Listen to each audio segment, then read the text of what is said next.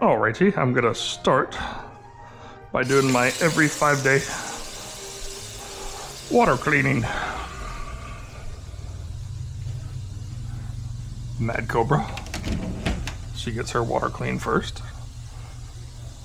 She looks like she wants to eat me. Oh, she mad. She mad. She angry.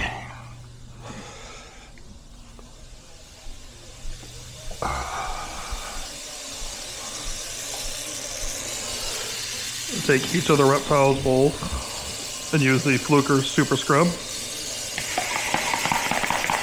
Just gets any bacteria off.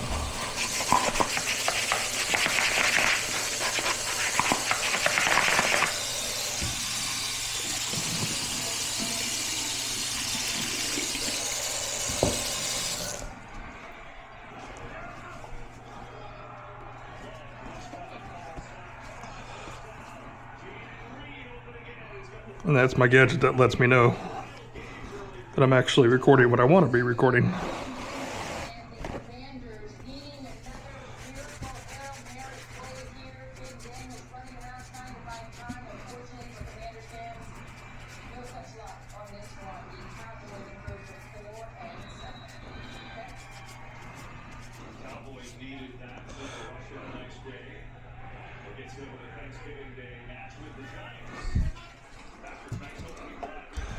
Get a clean cup. Like I mentioned previously, I use fridge water because distilled water has no nutritional value whatsoever. But straight tap water, we have really hard water here, so I try and remove some of the stuff out of the water. Yeah, I made these little stairs myself. I can get her water bowl out without standing on it, but to make sure I don't spill anything in there, I stand up.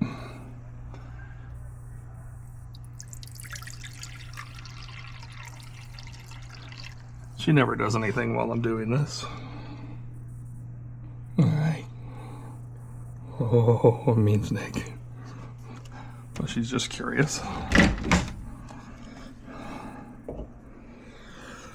And Lucy's sleeping during the day as usual.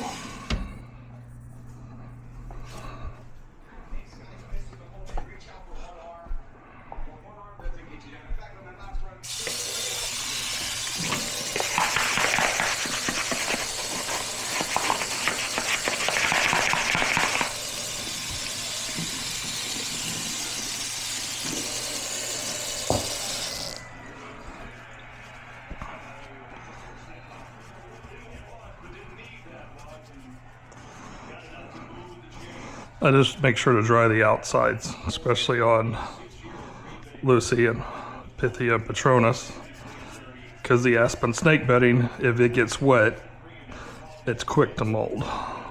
Other snakes, it's not as important, but I still like to not have it soaking wet. Carly still hasn't eaten, but again, she just shed, so I'm not panicked about it. And to be honest, she's a chonker, so she could probably go a month without eating and still survive. You can see her Apache there. She has eaten some of it.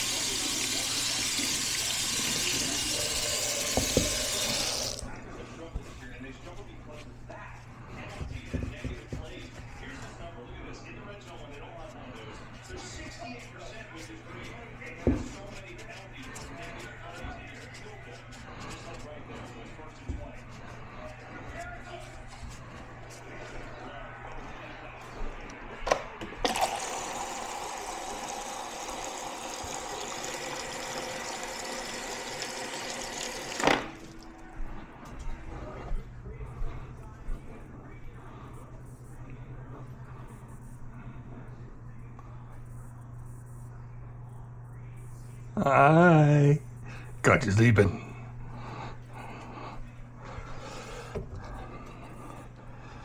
The only reptile that doesn't get water is Drogon. A, because he's a desert animal and doesn't necessarily require it. Although some bearded dragons will actually drink from a water bowl. Drogon will not. So it just ends up being a nice toilet.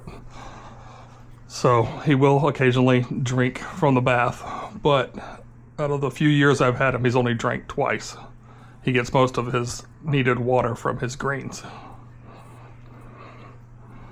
And while I'm changing the waters, I check their hides. You can see Sherbridge in the top hide. I check their hides and overall for any poop so I can clean it up. And there is some urates. Snakes don't actually have pee. It's just urates. Same, pretty much the same thing as ours, but it's in solid form. So I remove that for her. A, it's gross, and B, it can foster bacteria growth.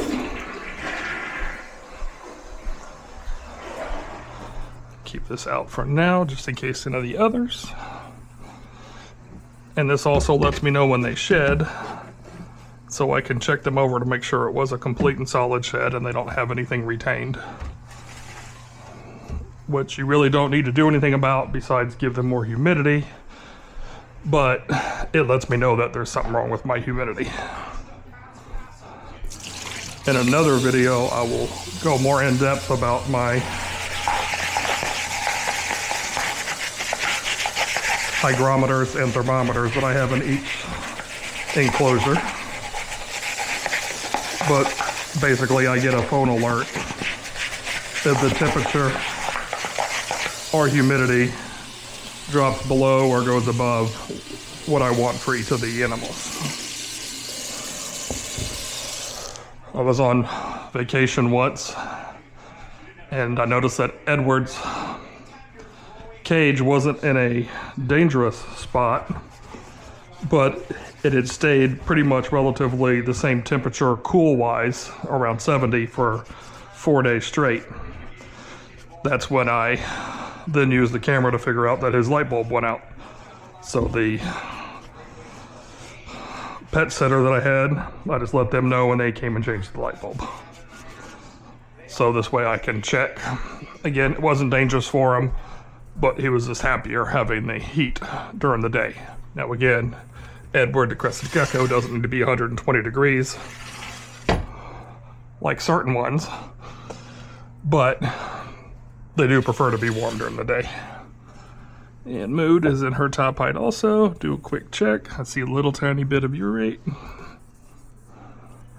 Not usually enough to get concerned about, but hey, any bit of pee I wouldn't want to sleep in.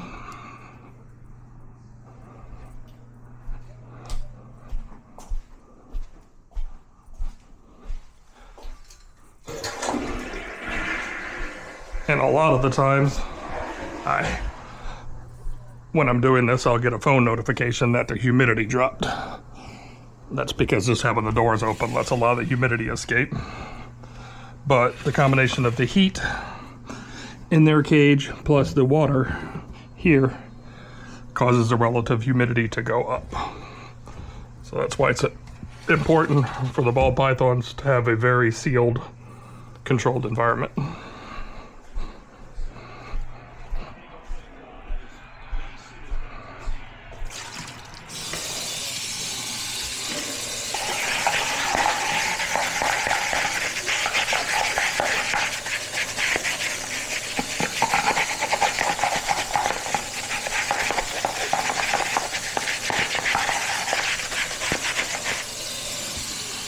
Now, you won't get a whole bunch of exciting videos every 5 days of me doing this. I just wanted to put out one video which shows what I do every 5 days. Because trust me, I understand this is not as exciting as one, well, nobody would actually consider this to be exciting, so. But still, for anybody out there who wants to know, A, what I do, and B, if you're looking at getting a reptile, what you should do. Now, people will tell you need to change their water daily. Okay, if I had one reptile, I'd probably consider doing it daily. But based off of my own experience, the bacteria doesn't start growing until day 5, and that's when I do the cleanings. And if I was changing water every day, I actually would not be able to sleep. And last but not least, Miles. He's in his bottom hide, so I don't like to disturb him. Don't know what that is, but it's white. Yeah, it's just a little fuzz. Might have been from his food. So, do a quick check. No poops, no shed.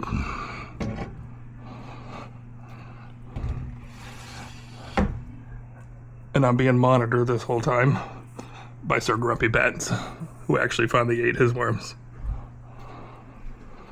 Oh, there's the fish tank. Silver dollars are expecting food. And it's 77 degrees in here, so I will switch that to cool. Because being fat, I notice the heat.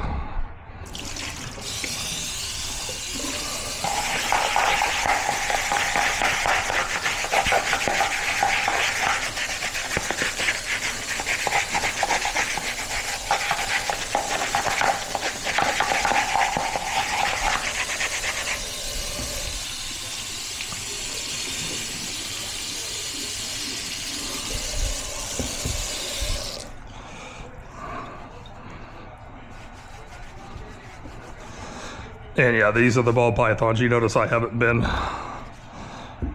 really meticulously drying them, because it's actually a good thing to have water in there.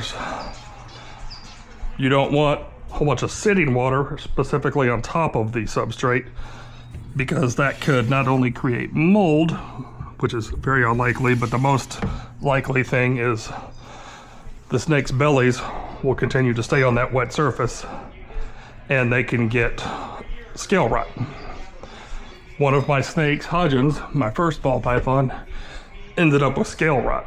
Not because of too much water, but because when he shed, he didn't shed completely, and I did not notice that. So by the time I noticed it 5 days later, the shed covered his scales, and it pretty much kept in all the humidity and rotted his scales. So I had to take him to the vet. Turned out he was fine. We just had to give him a shot every day and give him oral medication. Or one of these days, you will actually get to see that. Hopefully not, but you may. And I think I do have an old video that I may post that shows me giving him the medication. But he's 100% fine now. It wasn't drastic, but it could have been. And that was when I was keeping him in the old cages that I had, which were those basic cages you can get specifically for bearded dragons, specifically for snakes at the big box stores. Not knowing what I was doing back then, I bought one. Well, those things didn't hold any humidity because they had so many vents, and the top was screened. So now that I have their controlled humidity environments, they stay a lot healthier. And in their individual videos, I'll go over these in cages, enclosures, terrariums, vivariums, whatever you want to call them. But I'll explain more about the actual enclosures, where I got them, everything that's in them, including the heat and the lights. Hi, fish. So that was everything in my room that needed water. And Bun Bun's gonna need her litter changed here shortly. Now for Edward, you don't see him a lot, which to me is a good thing because I care about him, not about me being able to see him. But you can see him right there, tail, and then his head's down here, and he's hiding, and his little face is down here, if you can see. But I'm not taking him out. That'll be the cleaning tomorrow. But for now, it's just water change. I only leave his food in there for 24 hours. I take it out the next day because A, he wouldn't eat it anyway because he eats what he wants right away, and B, it allows for the growth of mold and bacteria.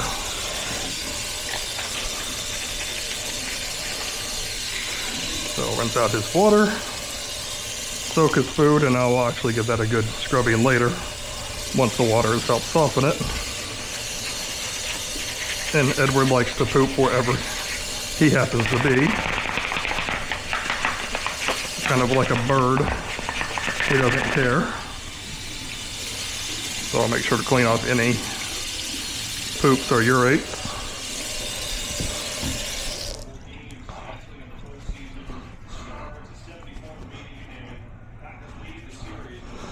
And Edward's a humid reptile also. Not as drastic as the snakes. For him, it's most important to have high humidity at day, but then a realistically low humidity. And by low humidity, I mean what's normal for Louisiana is about 40%. So my house stays at about 40% humidity, which is normal. I'm probably a little higher than most because of the aquariums, but not by any noticeable percentage.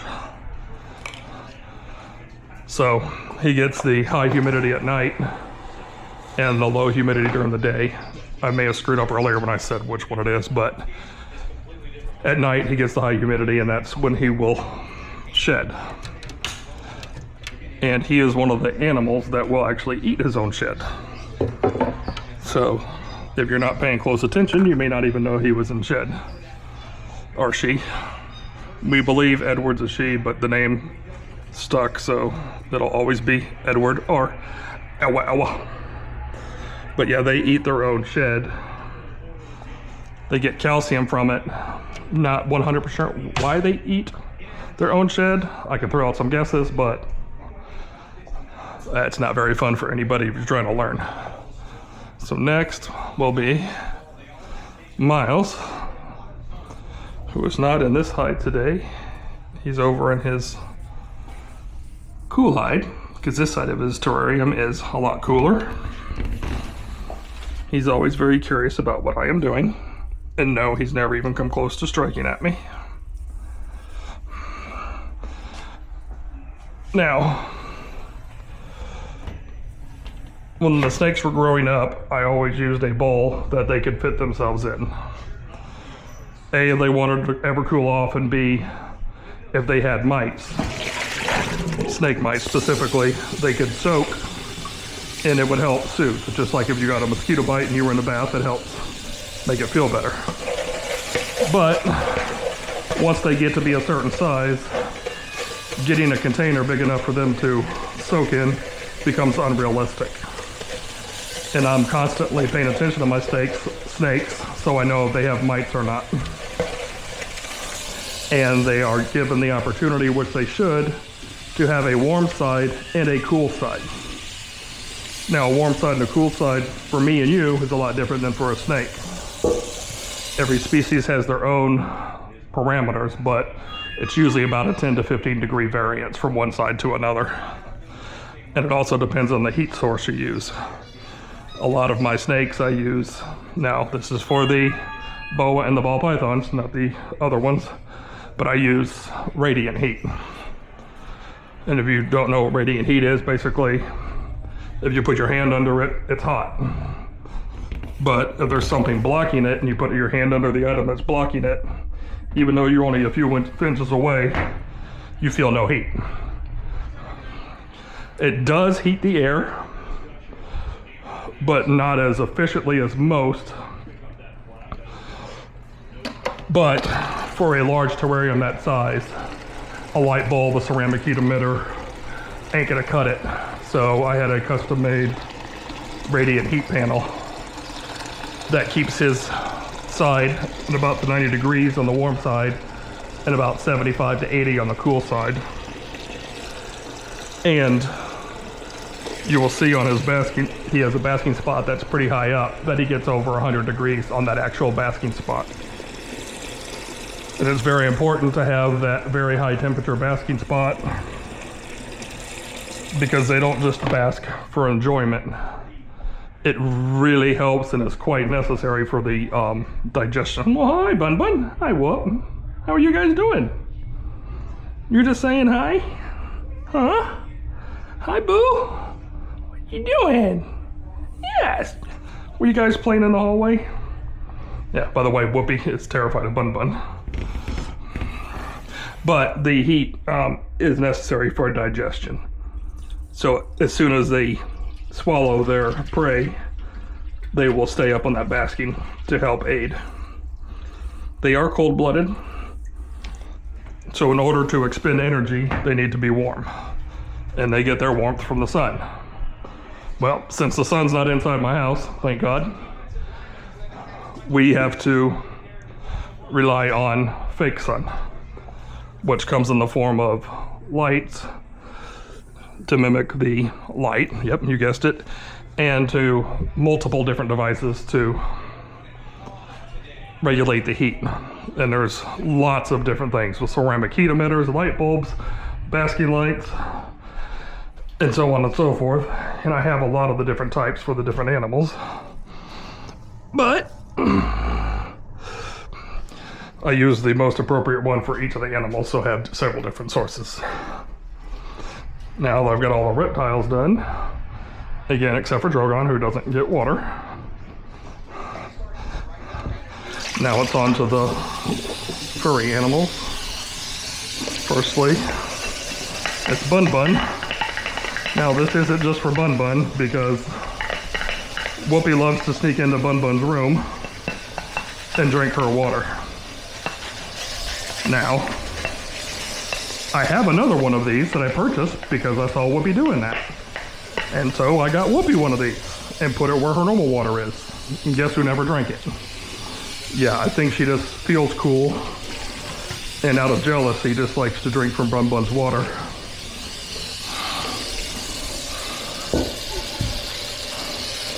And this is Bun Bun's food bowl, which the only thing that ever gets put in there is what they call rabbit food at a pet store, which anybody that knows anything about rabbits/bunnies is their treats. So she gets a small mini handful at night, and whenever I have to place her in a room, like if I'm going to leave the house for a couple of hours. Other than that, she free roams. If you've ever seen any of the footage, you'll notice that I have rugs throughout the house because I have vinyl planking. The rugs are where Bun Bun's allowed to go because they do not like being on the slick floor because they can't get a grip. Unlike cats and dogs, they don't have foot pads. So their nails are pretty much the only thing that touches, and they go slip sliding around. And there goes Whoopi running by.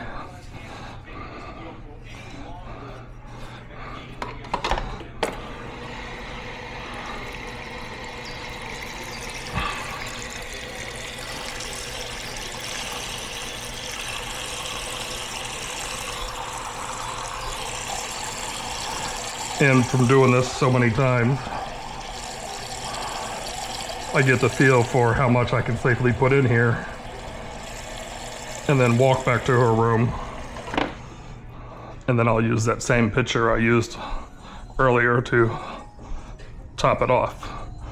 And whenever I'm walking back and forth with Bun Bun, I make sure she's not underfoot, because if you may not be aware, she is deaf.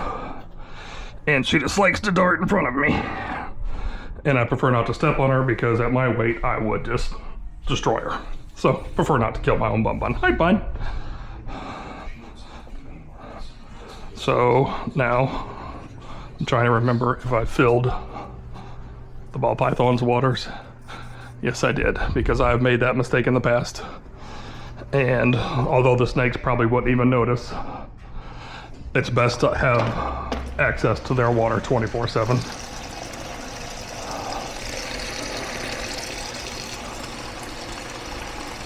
Some of the plants, some of them are decorative, some of them are going to be used in animal enclosures.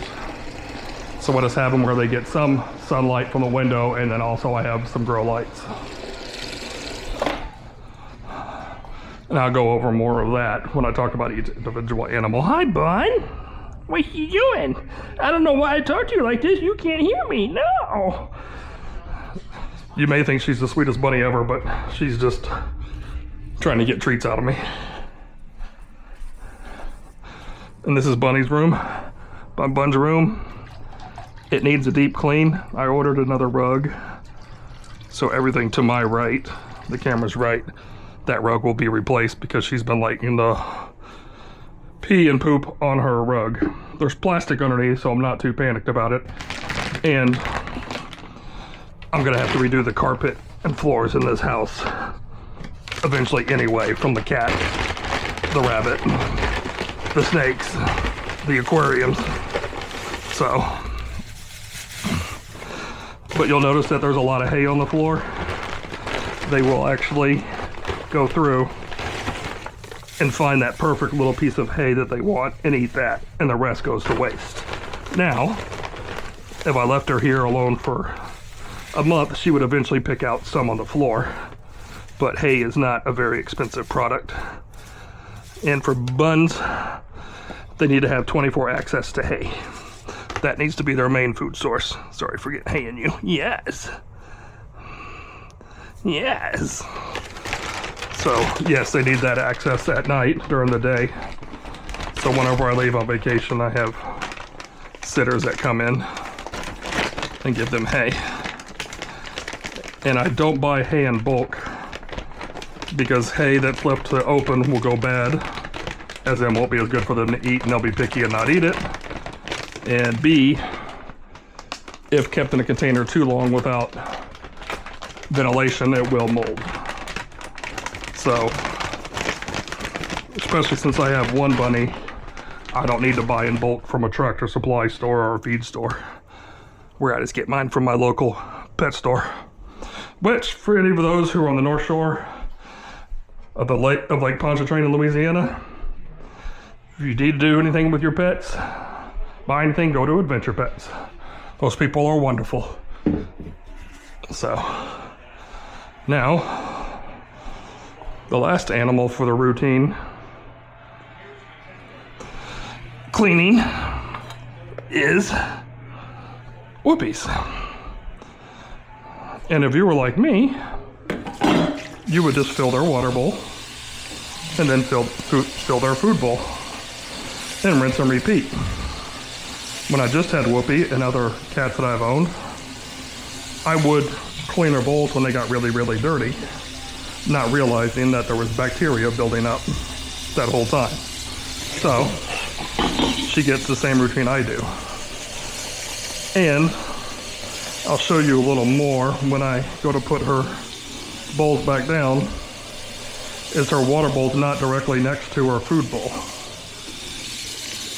Cats are very, very finicky, as you don't already well know, and they don't like any of their food or anything to land in their water. So I try to separate them as much as possible. So I do a basic dry on the food and water bowl.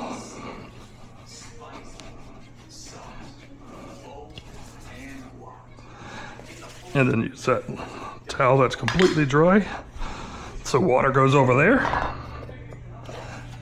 The one that was her wet food now becomes her dry food. Dump the dry food in there. Anything that's on the floor goes in the trash or the disposal. And take the one that was her dry food. Even though there's a spot that's not dirty, it's good to clean it because you never know when there's bacteria there you can't see. And speaking of bacteria you can't see, all those water bowls that I told you about day 5 the bacteria grows, the only reason I know that is by feel. When you feel the inside of the water bowls and run your finger across it, it kind of feels slimy. Well, that's the bacteria. So now, her wet food bowl is there. And she'll get her fresh water as she's waiting patiently for me to pour it.